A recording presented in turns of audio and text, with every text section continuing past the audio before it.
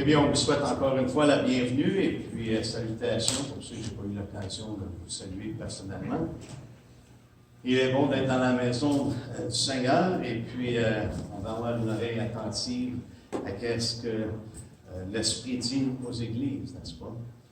Et je pense que c'est important que nous soyons conscients que le Seigneur a désir nous parler. Il nous parle à travers sa parole, il nous parle à travers son esprit. Et puis, ce matin, on prie que ce soit le témoignage de notre Seigneur qui ressorte et que ce soit nous allons partager ensemble. La semaine passée, on a commencé à regarder une invitation aberrante au sein de l'Église. Et puis, j'ai mentionné que c'est le culte qui est souvent la cible de l'ennemi. Et puis, malheureusement, avec tout ce qui se passe, il y a des nouvelles approches, il y a des choses qui se font, et l'Église est devenue, malheureusement, plus conforme à ce monde, étant devenue pratiquement une clinique qui offre des thérapies plutôt que le corps de Christ qui proclame la vérité. Si vous voulez bien tourner avec moi dans Deutéronome, au 12e chapitre.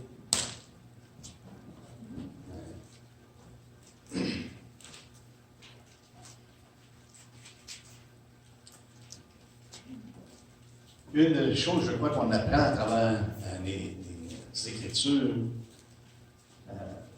c'est certain que Paul nous a dit de ne pas se conformer. N'est-ce pas? Ne vous conformez pas au siècle présent, mais soyez transformés par le renouvellement de l'intelligence.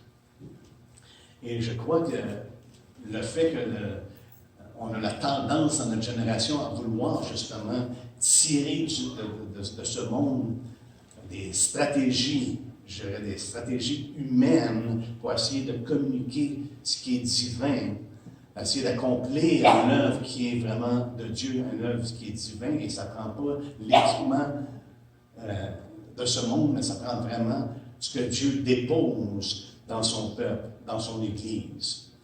Il fait de nous des vases, et il a choisi des vases de terre, afin que la force ne vienne pas de nous, mais vraiment vienne de Dieu. Et c'est son trésor qu'il met en nous. Et puis je crois que de se tourner vers des stratégies humaines que l'on voit énormément de nos jours, je crois que c'est une grave erreur et surtout c'est un piège. C'est un piège. À long terme, c'est un piège, frères et sœurs. Parce qu'il y a des églises, malheureusement, qui sont remplies à craquer. Sont remplies à craquer de gens, maintenant, pas nécessairement du peuple de Dieu. Pas nécessairement de gens qui sont nés de l'Esprit de Dieu. Parce qu'on ne les a pas amenés à la réalité de l'Évangile. On ne les a pas amenés à confesser leurs péchés, à se repentir de leur voie et de se tourner à Christ d'un cœur entier. Et je crois que ça peut être un piège. Nous sommes sortis de ce monde, frères et sœurs. Ce n'est pas pour retourner dans le monde, essayer de prendre des stratégies, des tactiques, et les ramener dans l'Église pour essayer de convaincre les gens. On est sortis de ce monde-là. Nous sommes maintenant de nouvelles créatures, donc on agit d'une nouvelle manière. Tout est devenu nouveau, les choses anciennes sont passées, tout est devenu nouveau maintenant. Et on doit opérer, je crois, par l'Esprit de Dieu. Il y a eu des emphases à travers les années sur l'Esprit de Dieu, et ça l'a déraillé au point que c'est ridicule des choses qui sont attribuées à l'Esprit de Dieu. Ça n'a rien à voir avec l'Esprit de Dieu. Pourquoi? Parce que ça va à l'encontre de ce que la parole de Dieu nous enseigne. On peut reconnaître que ce n'est pas l'Esprit de Dieu à ce moment-là. Mais c'est un piège auquel il faut faire attention, de ne pas se tourner vers des méthodes d'hommes. Dans Deutéronome, au chapitre 12, commençons au verset 29. C'est l'Éternel ici qui parle à son peuple. C'est Moïse qui parle de la part de l'Éternel. C'est lorsque l'Éternel, ton Dieu, aura exterminé les nations que tu vas chasser devant toi. Lorsque tu les auras chassées et que tu te seras établi dans leur pays, garde-toi de te laisser prendre au piège. Comment? En les imitant. En les imitant. Après qu'elles auront été détruites devant toi, garde-toi de t'informer de leur Dieu et de dire comment ces nations servaient-elles leur Dieu. Moi aussi, je veux faire de même.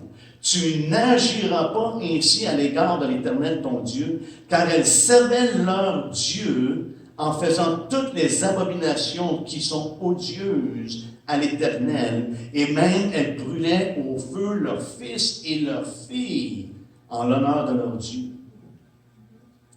Voyez-vous à quel point ça peut dérailler en essayant d'imiter les gens qui étaient avant eux. Nous, en essayant d'imiter le monde dans lequel nous sommes pour essayer d'attirer les gens, frères et sœurs, ça mène toujours à ce que Dieu considère comme étant abominable.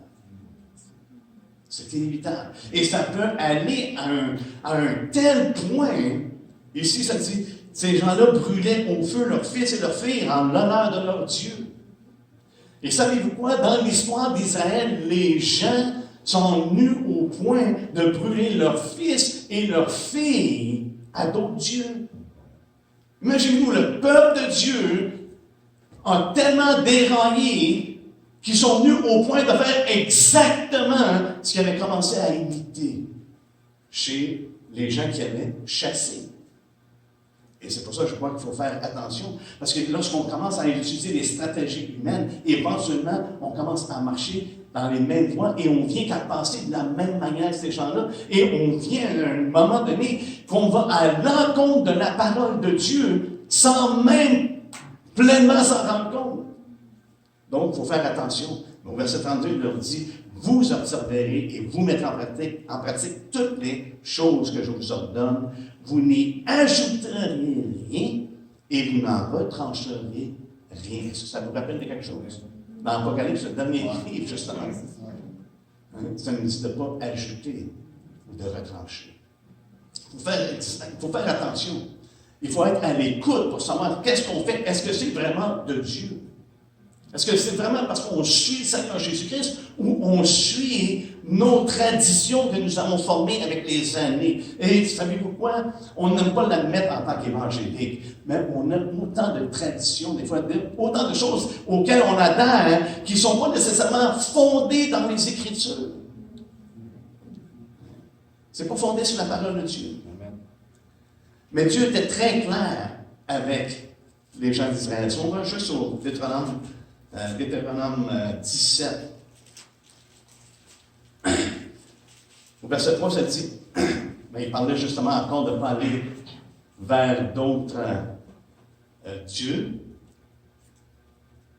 de ne pas prendre des femmes et ces choses-là. Il leur dit, au verset 3, en allant auprès d'autres dieux pour les servir et se prosterner devant eux, après le soleil, la lune, ou toute l'armée des cieux, ce n'est point là ce que j'ai commandé. Dès que tu en auras connaissance, dès que tu l'auras appris, tu feras avec soin des recherches. La chose est-elle vraie? Le fait est-il établi? Cette abomination a-t-elle été commise en Israël? Donc, les gens avaient une responsabilité de reconnaître, OK, il y a quelque chose qui se passe, il y a quelque chose qui est fait au nom du Seigneur, au nom de Dieu, mais ça nous amène vers quelque chose qui est étrange. Il dit, vous avez la responsabilité d'examiner, de faire des recherches pour voir si vraiment la chose, le fait est établi. Est-ce qu'on sait, on a dévié? Si oui, on a besoin de retourner le bord. On va un petit peu plus loin au chapitre 18. Ça nous dit, au verset 9, « Lorsque tu seras entré dans le pays que l'Éternel, ton Dieu, te donne, tu n'apprendras point à imiter les abominations de ces nations-là. Qu'on ne trouve point chez toi personne qui fasse passer son fils ou sa fille par le feu, personne qui exerce le métier d'un devin, d'astrologue, d'augure, de magicien, d'enchanteur, personne qui consulte ceux qui évoquent les esprits ou disent la bonne aventure, personne qui interroge les morts. Car quiconque fait ces choses est en abomination à l'Éternel. Et c'est à cause de ces abominations que l'Éternel, ton Dieu, va chasser ces nations devant toi. Tu seras entièrement à l'Éternel, ton Dieu, car ces nations que tu chasseras écoutent les astrologues et les devins. Mais à toi, l'Éternel, ton Dieu, ne le permet pas.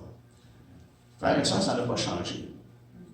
Il y a des choses que le Seigneur ne permet pas. Nous qui sommes disciples de Christ. Mais c'est de notre devoir de connaître ce que le Seigneur dit et ce que nous devons mettre en pratique. C'est notre responsabilité. Et comme j'ai mentionné au début, à quel point le peuple de Dieu s'est détourné, c'en est aberrant, c'est quasiment impossible d'y penser. Dans Jérémie, allez avec moi dans Jérémie.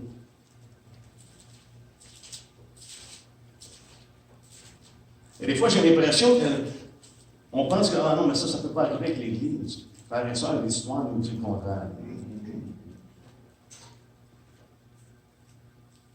À quel point l'Église, parfois, peut agir d'une manière qui est abominable devant Dieu. Des choses que Dieu considère comme étant aberrantes. Ça nous dit dans Jérémie 7.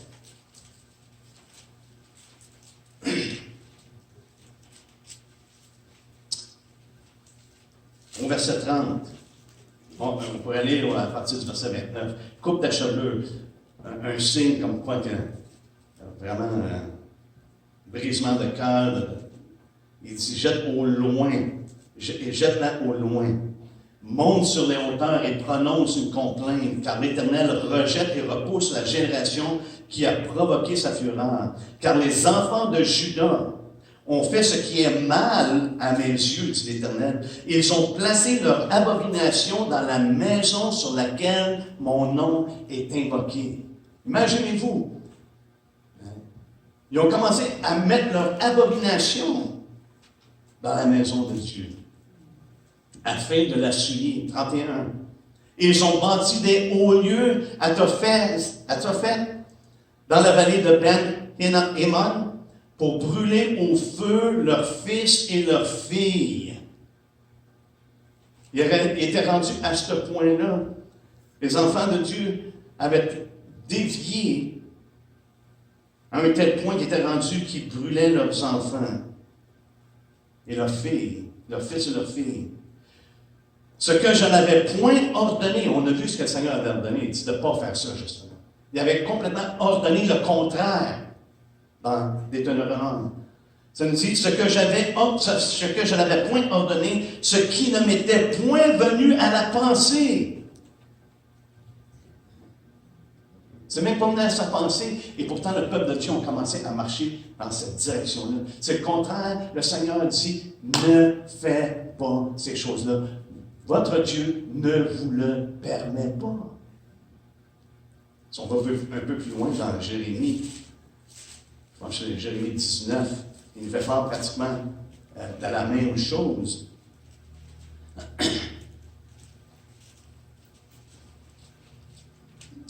En commençant au verset 4, ça nous dit « Ils m'ont abandonné, ils ont profané ce lieu, ils ont offert de l'encens à d'autres dieux. » C'est-à-dire, ils priaient, mais ils priaient à quelqu'un d'autre. Que ne connaissaient ni eux, ni leur père, ni les rois de Juda, et ils ont rempli ce lieu de sang innocent. Ils ont bâti des hauts lieux à Baal pour brûler leurs enfants au feu en holocauste à Baal. Ce que je n'avais ni ordonné, ni prescrit, ce qui ne m'était point venu à la pensée. Ce n'était pas venu à sa pensée. Dieu ne voulait pas ces choses-là qu'elles se fassent. Ça nous dit la raison pour laquelle ces choses-là sont arrivées, frères et sœurs.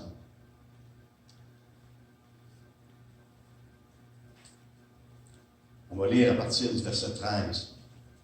Ça dit, les maisons de Jérusalem et les maisons des rois de Juda seront impures comme le lieu de Tophet. Toutes les maisons sur les toits desquelles on offrait de l'encens à toute l'armée des cieux, et on faisait des libations à d'autres dieux.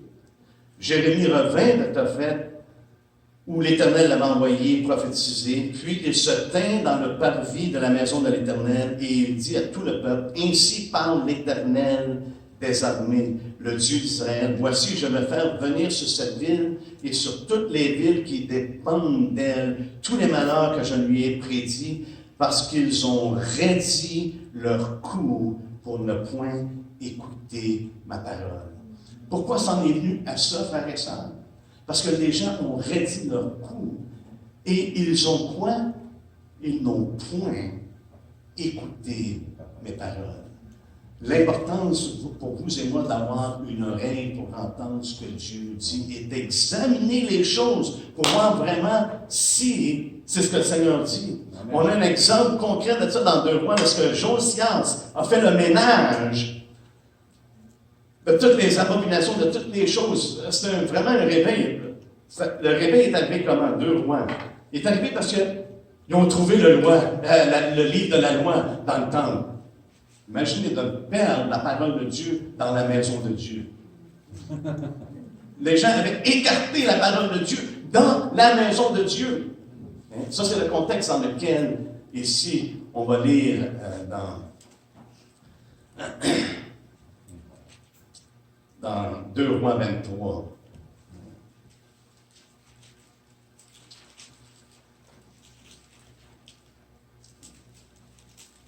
On ne prendra pas le temps de lire, mais au chapitre 22, ça nous donne le contexte, justement, que le livre a été retrouvé. Au chapitre 23, ça nous dit qu'il a lu la parole devant eux toutes les paroles du livre de l'Alliance qui avait été trouvé dans la maison de l'Éternel. Ça, c'est au verset 2. Imaginez-vous. Je trouve ça assez intéressant que dans la maison de l'Éternel, le livre était écarté. Le livre était perdu. Et ça nous dit qu'il lut devant eux toutes les paroles du livre de l'Alliance qu'on avait trouvé dans la maison de l'Éternel. C'est ça que je mentionnais la semaine passée, que souvent la parole de Dieu est en arrière-plan, plutôt que d'être en avant-plan. Et ici, elle était tellement en arrière-plan qu'elle n'était même plus présente. Jusqu'à temps qu'elle retrouve. Mais lorsque la parole de Dieu, lorsqu'on retourne à la parole de Dieu, frères et sœurs, savez-vous ce qui se passe? Il y a un réveil. Il y a vraiment, on pourrait dire, une réformation, on pourrait dire, des changements drastiques qui se produisent. Et c'est ce que Josias a fait. À partir du verset 4, il dit, le roi ordonna à Hilkijah, le souverain sacrificateur, aux sacrificateurs de second ordre et à ceux qui gardaient le seuil de sortir du temple de l'Éternel tous les ustensiles qui avaient été faits pour Baal, pour Astarté et pour toute l'armée des cieux, et il les brûla hors de Jérusalem dans les champs du Cédron et en fit porter la poussière à Béthel. Il chassa les prêtres des idoles établis par les rois de Juda pour brûler des parfums sur les hauts lieux dans les villes de Juda et aux environs de Jérusalem. Et ceux qui offraient des parfums à Baal, au soleil, à la lune, aux zodiacs, et toute l'armée des cieux. Il sortit de la maison de l'Éternel. De où? De la maison de l'Éternel. Il sortit l'idole d'Astarté, qu'il transporta hors de Jérusalem vers le torrent de Cédron. Il la brûla au torrent de Cédron. Il la réduisit en poussière et il en jeta la poussière sur les sépulcres des enfants du peuple, juste pour démontrer la vanité. C'est en poussière, ces choses-là. Elle retourne toujours à la poussière. Il abattit les maisons des prostituées qui étaient dans la maison de l'Éternel. Jusqu'à quel point qu'un peuple, lorsqu'il délaisse la parole de Dieu, lorsqu'on met la parole de Dieu en arrière-plan, à quel point qu'on peut dévier, à quel point on peut abandonner. Il y avait des maisons des prostituées au sein de la maison de Dieu. Des fois, je me demande dans notre génération, quelles seraient considérées les maisons des prostituées dans l'Église en général? Ce qu'on permet qu'il se passe dans les églises. Il y a des choses qui sont faites, frères et sœurs, qui n'en ont pas Jésus-Christ.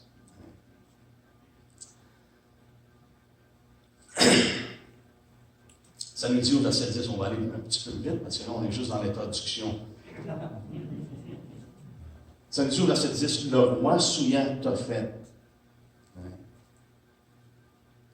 Dans la vallée des fils de Himnon, afin que personne ne fasse plus passer son fils ou sa fille par le feu en l'honneur de Moloch. Wow! On ne parle pas ici d'étrangers, on parle du peuple de Juda, qui était rendu à ce point-là, qui offrait leur fils et leur fille. Et Josias se dit, en retrouvant la parole de Dieu, parce que Dieu a dit, pour vous, Dieu ne vous permet pas de faire ces choses-là. Vous ne vous donnerez pas à ces choses-là. Et en lisant la parole de Dieu, c'est comme, OK, on se débarrasse de toutes ces choses-là. Il y a bien des choses, frères et sœurs, lorsqu'on se tourne au Seigneur, qu'on doit se débarrasser de choses. Que le Seigneur met en lumière des choses qu'on doit se débarrasser. Et je crois, un des pièges présents de nos jours, c'est le piège de la méthodologie de l'attraction. Dans le New Age, le Nouvel Âge, on appelle ça la loi de l'attraction. Okay? Mais l'Église, malheureusement, elle a adopté la méthode d'essayer d'attirer les gens. Et c'est comme une obsession de vouloir attirer les gens par les sens.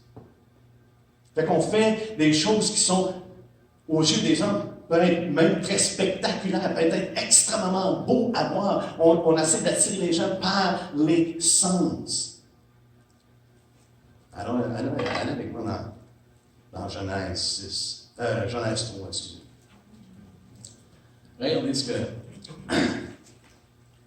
la tactique, la méthode d'attraction dans Genèse 3, je ne crois pas du tout que ça vient du Seigneur, cette méthode-là. Ça nous dit la femme, au verset 6, vit que l'arbre était bon à manger et agréable à la vue, et qu'il était précieux pour ouvrir l'intelligence. Il était attrayant au sens, à ses sens, parce qu'elle avait la révélation de ne pas manger de cet arbre-là. Mais ses sens étaient bons à manger. La convoitise de la chair, bon à manger. Agréable à la vue, la convoitise des yeux. Ça nous dit qu'il était précieux pour ouvrir l'intelligence, l'orgueil de la vie, n'est-ce pas? Et je réalise de plus en plus que toutes les tentations, tous les péchés, à la source, ont cette base-là. Convoitise de la chair, convoitise des yeux et orgueil de la vie. C'est pour ça que le Seigneur nous appelle, vous et moi, à nous humilier sous la puissante main de Dieu. Parce que ce n'est pas par nos propres moyens que nous allons accomplir ce qui est divin, ce que Dieu a établi, qui soit mis de l'avant. C'est seulement par l'Esprit de Dieu. C'est pour ça que Jean nous dit dans 1 Jean 2, à partir du verset 15, n'est-ce pas? De ne pas aimer le monde. Parce que tout ce qui est dans le monde, et qu'est-ce qui est dans le monde? C'est la convoitise de la chair, c'est la convoitise des yeux, et c'est l'orgueil de la vie. Et ça ne vient pas de Dieu. Ça ne vient pas du Père. Fait qu'on sait, lorsqu'on se donne à ces choses-là, frères et sœurs, on n'est pas en train d'accomplir la volonté du Père. Si on utilise des moyens qui se servent de convoitise, d'attraction naturelle. C'est intéressant que dans Ésaïe 53, ça dit qu'il n'y avait aucune beauté pour qu'on soit attiré à lui. Il n'y avait pas d'attraction. Et nous, on essaie de présenter un Jésus qui est très attrayant. Wow! Quelle contradiction! Je crois, lorsqu'on essaie d'utiliser justement ces moyens-là, on doit être attentif à ce que Jacques nous dit.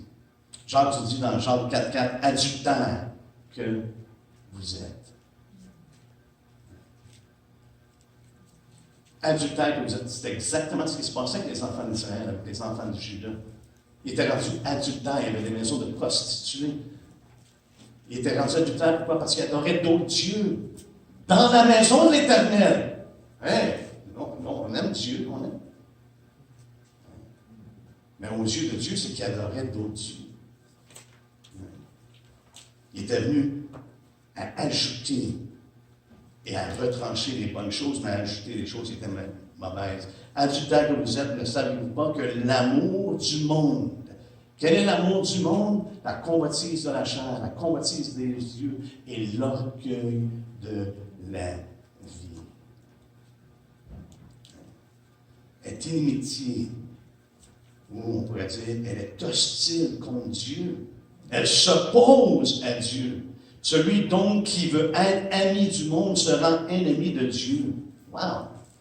Donc, en allant dans ces moyens-là, frères et sœurs, je crois que malheureusement, l'Église va à l'encontre de ce que Dieu a ordonné.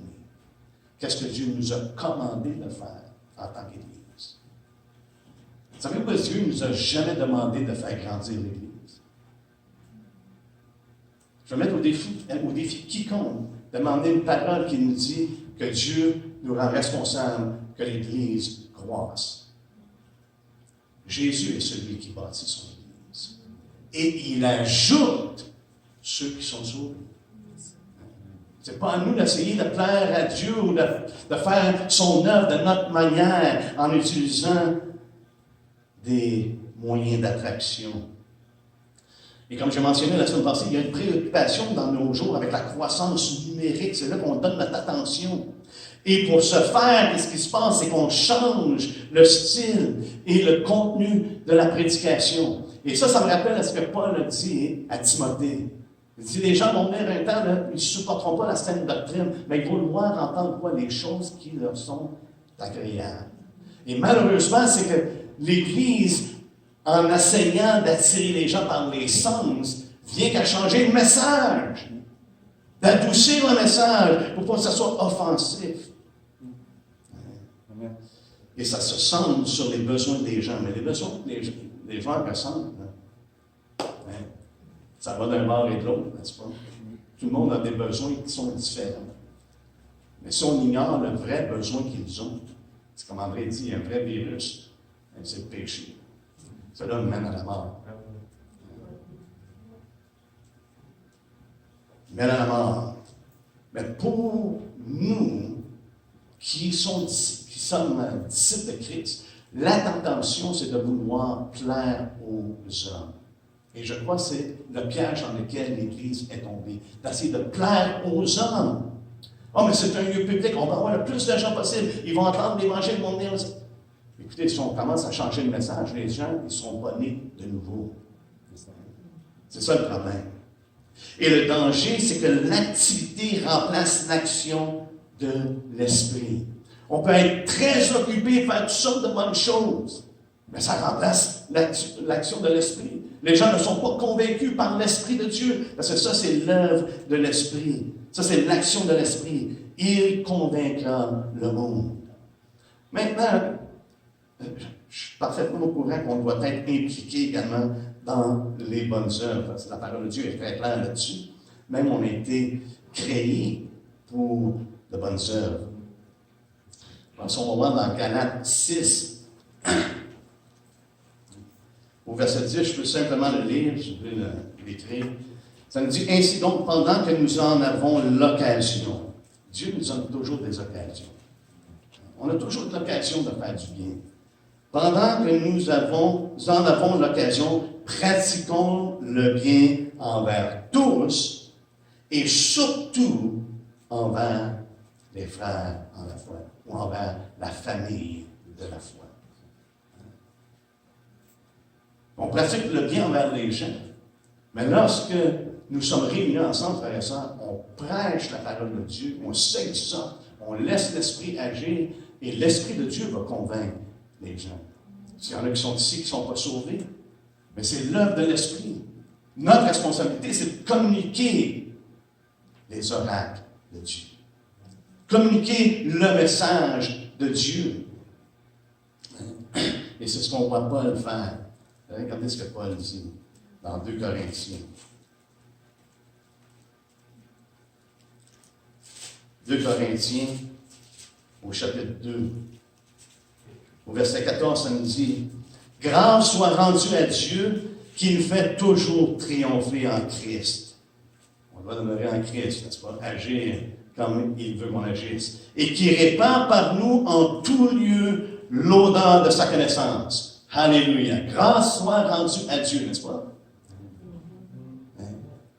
Regardez l'Écriture, verset 15. Nous sommes en effet pour Dieu le parfum de Christ, parmi ceux qui sont sauvés et parmi ceux qui périssent. Aux uns, une odeur de mort, donnant la mort.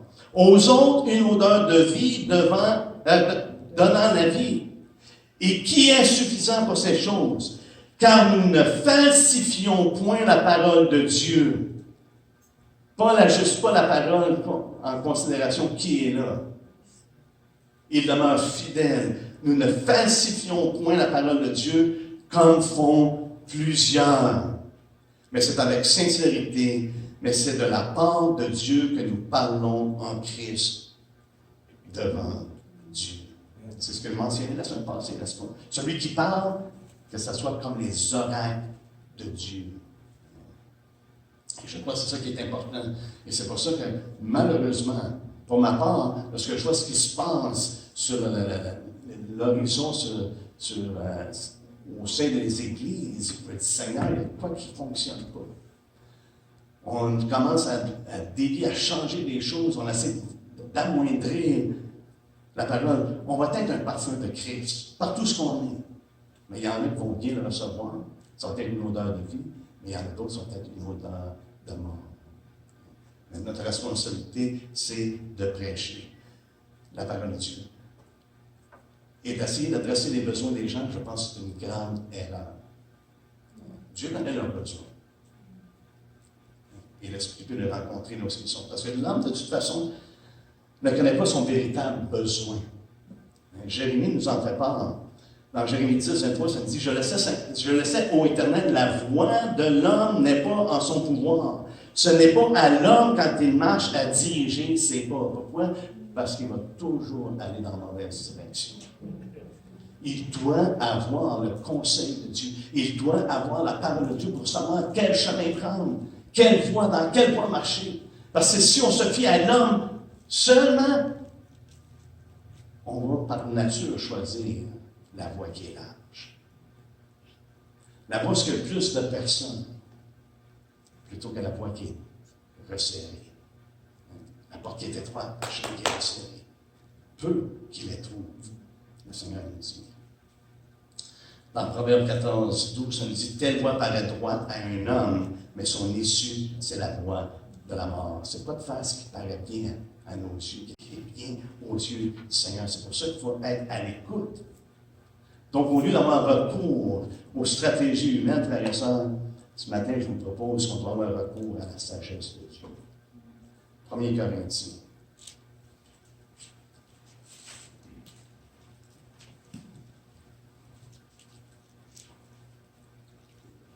Au premier chapitre qu'on connaît très bien, juste vous lire un verset ce matin. Ça nous dit, car puisque le monde, avec sa sagesse, n'a point connu Dieu, il a plu à Dieu, dans sa sagesse, de sauver les croyants par la folie de la prédication. Ça n'a plu à Dieu. 1 Corinthiens 1, 21. Je ne sais pas s'il y en a que... Il me semble que je l'ai mentionné. C'est bon, c'est bon. Ça nous dit, il a plu à Dieu.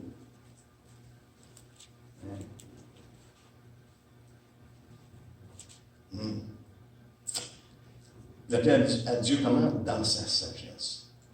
De sauver les croyants par la folie de la prédication. Peut-être que le moyen ne nous paraît pas bien en tant qu'être humain, de dire, mais pourquoi que Dieu? Mais dans sa sagesse, ça ne plus à Dieu que ça serait à travers la folie de la prédication. Pourquoi? Afin que ça ne repose pas sur l'homme et que l'homme ne tire aucune gloire, mais que c'est vraiment l'œuvre de Dieu. L'homme est incapable de se sauver lui-même. Et Dieu a choisi, dans sa sagesse, que ce soit par la folie de la prédication. Je crois que c'est important qu'on continue et on doit demeurer ferme. Même si des fois les résultats n'apparaissent pas être phénoménaux, mais au moins si la personne est vraiment sauvée, c'est beaucoup mieux que de n'avoir 100 qui ne sont pas sauvés. C'est certain que la folie de la prédication, même dans le contexte, ça nous dit qu'il va y avoir diverses réactions, n'est-ce pas? C'est inévitable. Ça va occasionner des différentes réactions. Soit ça peut être offensif, ça peut causer des divisions, mais également, ça veut dire quoi? Des conversions. C'est pas seulement des divisions, des choses comme ça, mais des conversions. C'est certain qu'en tant que disciple, on ne cherche pas à créer des divisions. C'est pas notre but. Là. Mais par contre, on n'en évite pas le risque. Je pense que c'est ça qui fait la différence. Je ne cherche pas à offenser des gens. Je ne cherche pas à chanter des bêtises. Non. Mais en même temps, on n'évite pas le risque que ça se peut que ce soit offensif pour ceux qui l'entendent. Que ce soit une odeur de mort pour ceux qui l'entendent. Si on considère simplement quelques exemples de la prédication de Jésus, qui a été accusé d'égarer la multitude dans Jean 7,12, parce qu'il leur reprochait leurs œuvres. Ça nous dit également, il y a eu donc, à cause de lui, division parmi la foule. Et dans Jean 10,19, ça nous dit, il y a eu de nouveau, à cause de ces paroles, division parmi les Juifs. Parce que Jésus leur avait parlé à propos des brebis. Il avait parlé concernant l'ordre que Dieu lui avait donné, qu'elle allait donner sa vie et qu'elle allait la reprendre. Et ça a offensé les gens. Et il y a eu division parmi la foule à cause de ces choses-là. Mais Jérémie nous dit que la parole de Dieu est comme un feu. Et un feu comme un marteau, n'est-ce pas? Un feu, ça vient brûler ce qui est les écumes, tout ce qui n'est pas bon. Et le marteau vient briser ce qui est endurci. Et c'est ce qui nous fait peur. Mais pour ceux qui la reçoivent, Jean nous dit, elle sauve les hommes. Juste pour... j'aime apprendre les prophètes pour parce que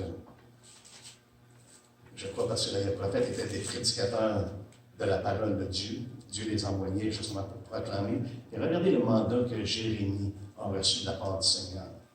Et parfois, on a tellement la tendance de vouloir penser que ce que Dieu fait, c'est toujours, ça va être toujours bien reçu. Mais dans Jérémie 1,10, ça nous dit, regarde, je t'établis aujourd'hui sur les nations et sur les royaumes pour que tu arraches et que tu abattes, pour que tu ruines et que tu détruises, pour que tu bâtisses et que tu plantes. Il y a des choses qui sont difficiles, des choses peut-être offensives, des choses que les gens peuvent réagir, parce qu'il y a des choses qui ont besoin d'être arrachées. Ça n'a pas d'affaire dans la maison de Dieu, ça n'a pas d'affaire parmi le peuple de Dieu. Et lorsqu'on détruit, oh man, ça fait mal. Mais il dit, tu vas aussi bâtir et tu vas planter. C'est la raison pour laquelle. Ça, c'est le mandat que Jérémie avait reçu. Il y a une tendance qui domine de nos jours, qui est souvent dans la pensée des gens. La paix à tout prix. La paix et l'unité.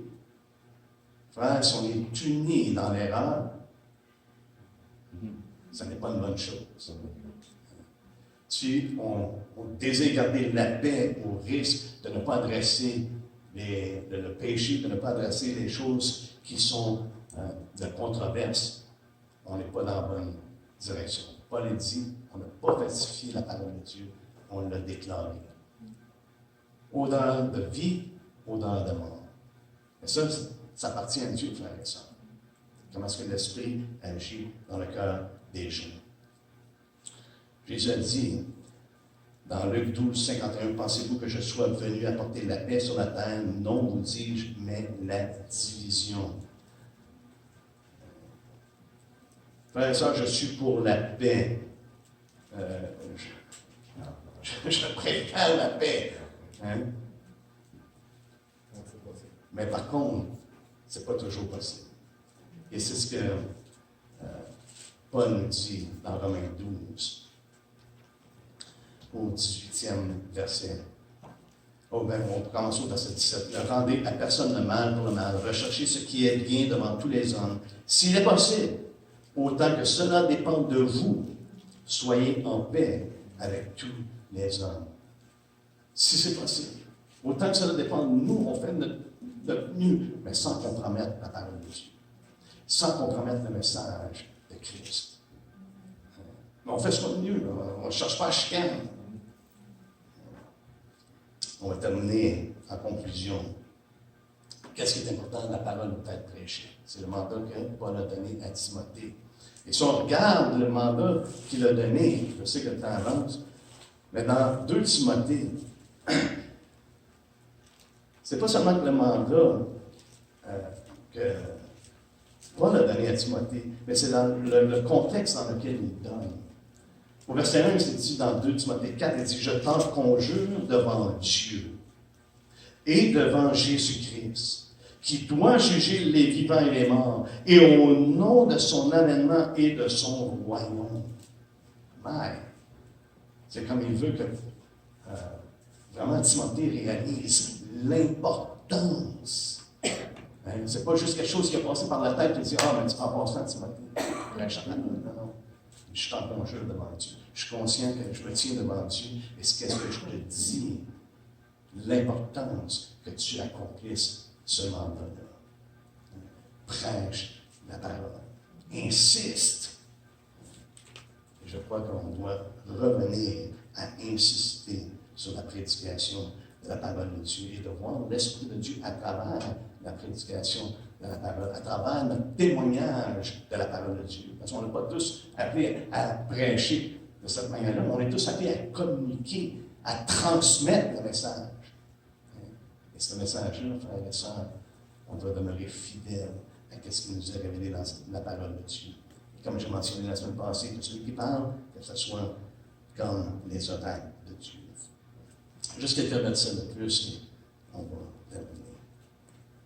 Dans Ésaïe. Ésaïe 8. Une des façons de reconnaître, de discerner quelqu'un qui vient et qui parle de la part du Seigneur, ça nous dit au verset 20, « À la loi et au témoignage, si l'on ne parle pas ainsi, il n'y aura point de rang pour le peuple. » Ici, il fait référence à parler selon les oracles de Dieu. Sinon, il n'y aura pas de lumière, il n'y aura pas de l'or. Et c'est pour ça que le psalmiste, lorsqu'il dit, la révélation de tes paroles font quoi? Éclaire. Elle donne une lumière. Elle donne de l'intelligence aux saints.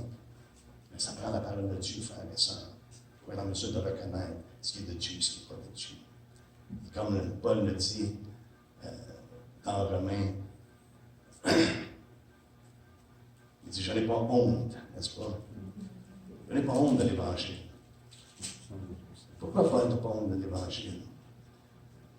Je n'ai pas honte de l'Évangile car c'est la puissance de Dieu, ou une puissance de Dieu, au verset 16, Romains 1,16. C'est la puissance de Dieu pour le salut de quiconque croit, du juif premièrement, puis du grec, parce qu'en lui est révélée la justice de Dieu par la foi et pour la foi, selon qu'il est écrit, le juste vivra par la foi. C'est l'Évangile qu'on doit prêcher. C'est la parole de Dieu. Pourquoi? Parce que l'ignorance de la parole de Dieu, frères et sœurs, c'est ce qui détruit. On l'a vu, les gens avaient mis de côté la parole de Dieu. Qu'est-ce que ça a amené? Ça a amené destruction dans le culte du Seigneur. Mais dans Osée, dernier verset, Osée, ça d'après Daniel, des fois c'est des livres qui ne sont pas nécessairement, on tourne souvent. Dans Osée, au 4e chapitre, un verset qu'on connaît très bien. Ça nous dit au verset 6, « Mon peuple est détruit parce qu'il lui manque la connaissance. Puisque tu as rejeté la connaissance, je te rejetterai et tu seras dépouillé de mon sacerdoce. Puisque tu as oublié la loi de ton Dieu, j'oublierai aussi tes enfants. » Et c'était ça la destruction, frère et sœurs. C'est qu'ils avaient oublié la parole de Dieu. Et on a vu les conséquences avec les enfants de Juda. Et pour nous, comme Paul l'a dit aux Thessaloniciens, c'est examiner toutes choses. Paul n'a pas dit ça aux diacres, aux anciens, il n'a pas dit ça. Il a dit ça au peuple. Il a dit ça au peuple des Thessaloniciens. Examinez toutes choses. Et puis, de garder ce qui est bon. N'est-ce pas? Alléluia. Est-ce qu'on peut se rendre ensemble?